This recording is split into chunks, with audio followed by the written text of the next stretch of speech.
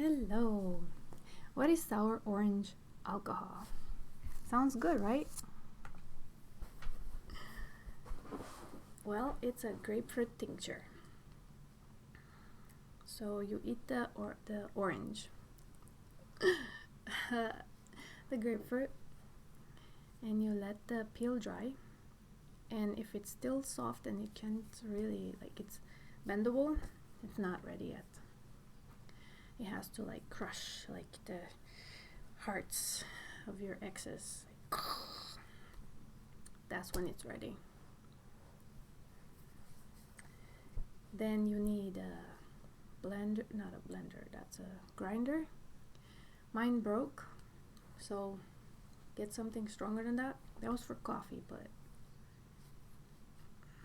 yeah, that was a lot of work because it didn't do everything I needed. I needed it powdered like that. So you use powder and a glass jar. Use glass, always recycle. Glass is better than anything plastic. And of course some alcohol. That's what I found. On the right is some, what is that? Vitamin E oil. Don't worry about it.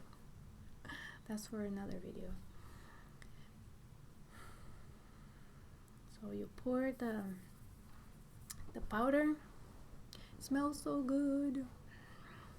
You put it in the jar and then you add alcohol. Some people measure it like 1 peel or 2 to 1 liter of alcohol. I like it strong like bear, so I basically put half and whatever over. I need a better funnel. It barely went through, but you get the idea.